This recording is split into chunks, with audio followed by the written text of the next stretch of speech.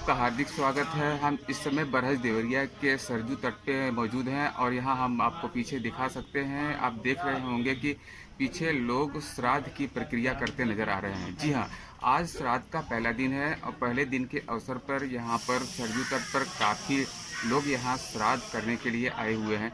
तो हम आपको बता देना चाहते हैं कि श्राद्ध क्या है और श्राद्ध के पीछे का क्या रहस्य है।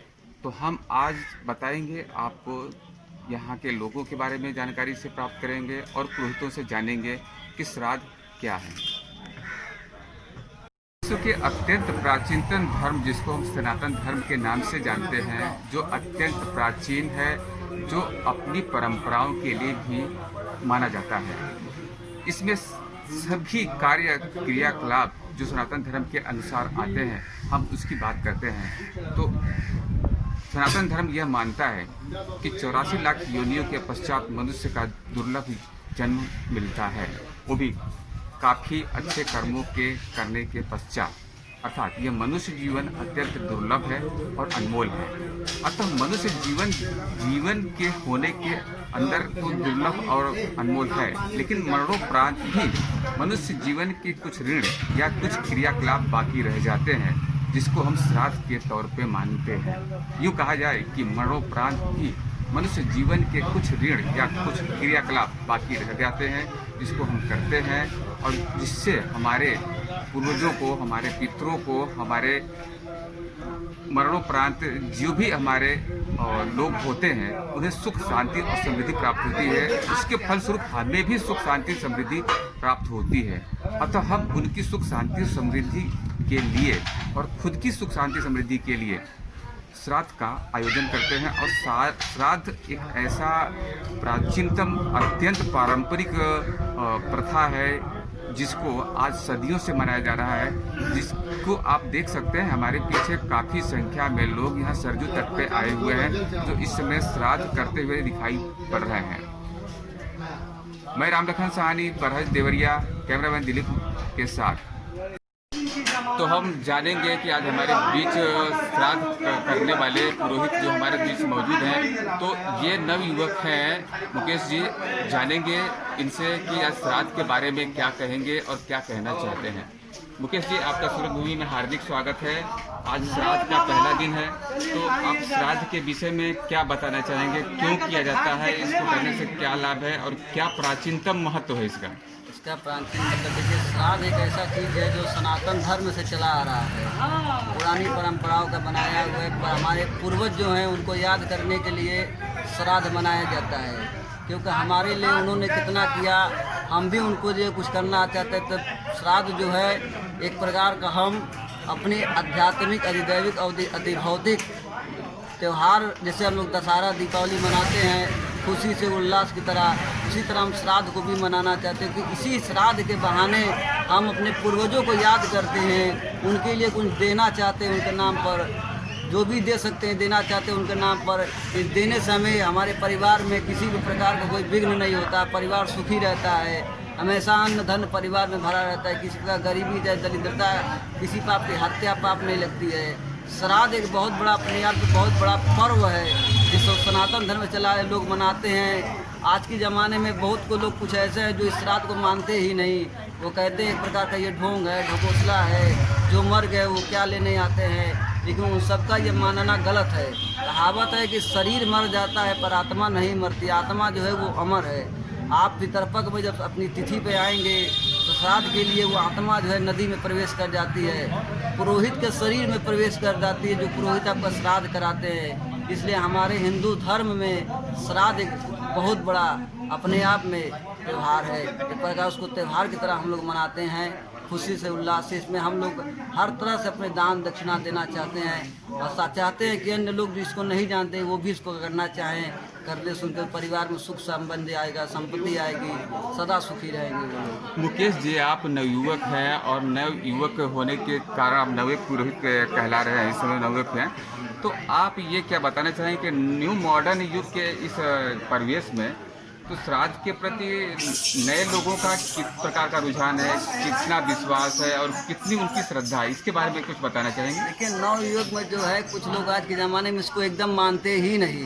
वो कहते हैं ये ढकोसला है, पंडित जी जो लोग हैं जो पैसा कमाने के लिए सब करते हैं, कहते हैं ये करो वो करो, दुनिया भर का कहते हैं, लेकिन जो श्राद्ध को नहीं समझते वो क्या जानते हैं श्राद्ध क्या होते हैं। मान लीजिए एक पिता है, एक माता है, एक पुत्र को पैदा करते हैं, तो क्या सोच कर पैदा करते हैं कि हमारा पुत्र है, हमारे नहीं रहने पर कम से कम कुछ नहीं तो वो हमें जल तो देगा पीने के लिए। लेकिन कुछ लोग हैं जो जिनके पास माँ है वो माँ की कदर नहीं करते हैं। जब माँ मर जाती है तब उनको समझ में आता है कि माँ बाप क्या होते हैं। इसलिए हमारा मानना है कि आज के नए लोग जितने हैं सबको इस परंपरा को खुशी से मनाना चाहिए, एक साथ मिलकर मनाना चाहिए और सदा इसका सम्मान करना चाहिए। जी हाँ, मैंने आपके सामने अभी एक नव युवक पुरोहित को पेश किया। नव युवक पुरोहित के मंतव्य को हमने जाना और उनसे ढेर सारी बातें हमने श्राद्ध के विषय जानकारियाँ प्राप्त की। अब हम लेके चलते हैं यहाँ पर एक पुराने पुरोहित हैं गौरी शंकर पांडे जी, उनसे जानेंगे कि श्राद्ध के विषय में वो क्या कहते हैं। जी, सूरजभूमि में आपका हार्दिक स्वागत है। श्राद्ध मनाया जाता है, श्राद्ध मनाया जा रहा है, आज के युग में भी मनाया जा रहा है, तो आपकी विचारधारा क्या है इस युग को लेकर के? इस जो लोग का ये विचारधारा हमारा यह है, सब लोग अपने पितृ लोगों के नाम पर ये लोग करते हैं, पितृ लोगों के नाम पर करते हैं। सब पितृ लोगों के नाम पर जो पुराने पूर्वज जो कर चुके हैं उसके अनुसार लोग कर रहे हैं। जो नहीं जानते थे अब उसको देख करके कर रहे हैं इस समय। आज को इसको करने से अपना बढ़ोतरी होती है, परिवार का, पुत्र का, सब्जी का प्राप्ति होता है, इससे सब चीज प्राप्ति होती है, धन धान्य बढ़ता है, रोजी रोजगार बढ़ता है। इसे करने से पितरों का हमेशा आशीर्वाद मिलता रहता है। ये करने से इसका यही मतलब है। जो लोग करते हैं उनको आज कितने आगे बढ़े हुए हैं, बहुत आगे बढ़े हुए हैं। ये पितर का पाठ करते हैं, पूजन पाठ करते हैं, उस पर बहुत आगे बढ़े हुए हैं। यही हमारा ध्येय है। जी, तो श्राद्ध वास्तव में होता क्या है और क्या है क्या? श्राद्ध मरे हुए आत्मा की शांति के लिए होता है। जो आत्मा को शांति मिलती है, ये शरीर केवल जला दिया जाता है, आत्मा नहीं मरता है, आत्मा जिंदा है। वो सब देखता है कि हमारे पितृ लोग, हमारे पूर्वज में कौन से लोग हैं, क्या क्या कर रहे हैं, उसी के अनुसार उसका फल मिलता है उसको। इसको करने से, सब करने से, दान करने से, तर्पण करने से सब मिलता है, उन लोगों को मिलता है। और वो लोग आशीर्वाद देते हैं तो उसका बढ़ता है, सब परिवार बढ़ता है, सुख मिलता है, शांति मिलती है, रोग दुख से मुक्त होते हैं। ऐसे जो नहीं करता है उसको भोगना पड़ता है। जैसे आज के लोगों का विचारधारा है, मंतव्य है, ऐसा लोग कहते हैं कि ऐसा ये ढोंग मानते हैं लोग, कुछ लोग इस विश्वास को अंधविश्वास मानते हैं, तो ये लोग कहते हैं कि मरणोपरांत ऐसा कुछ हो सकता है, नहीं हो सकता है, तो इसके बारे में आप क्या उनको बताना चाहेंगे? अरे उनको ये बता रहा है कि भाई आप लोग करिए, करने से आपका फलित होगा, बढ़ोतरी होगा, परिवार में खुश शांति मिलेगी, रक्षा होगा आपका। इससे करने से बहुत शांति मिलती है, इस करने से आत्मा को शांति मिलती है, परिवार में सुख चैन मिलता है, सब आनंद से रहते हैं, सुख शांति सब रहते हैं, आनंद में आते हैं। जो करना चाहिए सबको करना चाहिए, इस करने का बहुत बड़ा महत्व होता है। इसे करने से आदमी का हमेशा बढ़ोतरी होता ही रहता है। जो उसको नहीं करते हैं भोगते हैं, अपने आत्मा से भोगते हैं, परिवार से, सुख से, शांति सब चीज़ में बाधा पड़ जाता है। ऐसे करने से आदमी बढ़ते रहते हैं।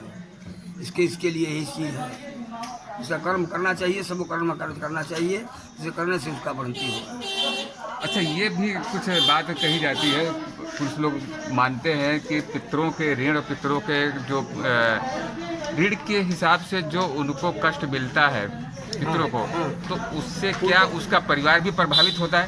पूरा परिवार प्रभावित होता है। उसको पितृ दोष लगता है, उसको पितृ का दोष लगता है, उसको नहीं जो करते हैं उन लोग पितृ दोष लगता है, वही परेशान रहते हैं, हमेशा परेशान रहते हैं लोग। से दोष से, मुक्ति से, बाल बच्चे से, परिवार से सबसे अनभिज्ञ रहते हैं लोग, उनसे उनको परेशानी हमेशा होती रहती है।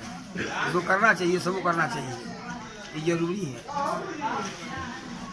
जैसा कि यहाँ पर गौरी शंकर जी ने बताया कि जीव मरता है नहीं, जीव हमेशा जीवित ही रहता है, आत्मा अजर अमर अविनाशी है, मरता है तो शरीर। तो मरणोपरांत भी मनुष्य के जीवन के क्रियाकलाप की जो ऋण और लेन देन की जो बात कही जाती है वो निरंतर क्रम चलता रहता है, अतः उस क्रम को पूर्ण रूप से भरपाई करना भी एक श्राद्ध का स्वरूप माना जा सकता है। अर्थात कर्म के अनुसार जो किए गए पाप पुण्य के बैलेंस को बनाए रखना भी श्राद्ध का एक महत्वपूर्ण हिस्सा माना जा सकता है। अतः भारतीय संस्कृति में, भारतीय संस्कार में और सनातन धर्म के अनुसार श्राद्ध का इस प्रकार से अत्यंत महत्वपूर्ण भाग हिंदू धर्म के अनुसार बन जाता है। मैं राम लखन साहनी, बरहज देवरिया, सूरत भूमि, कैमरामैन दिलीप के साथ। श्राद्ध का प्रथम दिवस और आज है श्राद्ध का प्रथम दिवस। अतः आज हम श्राद्ध के विषय में जानेंगे और श्राद्ध के विषय में नवीन विचारधारा क्या है और प्राचीनतम विचारधाराओं का संगम आपको बताएंगे। दो विचारधाराओं के लोगों के साथ हम जानेंगे कि श्राद्ध के पीछे की जो रहस्य है और श्राद्ध के पीछे का क्या लाभ है और क्या इसका रहस्य है। तो दोनों विचारधाराओं को हम आपके सामने प्रस्तुत करते हैं।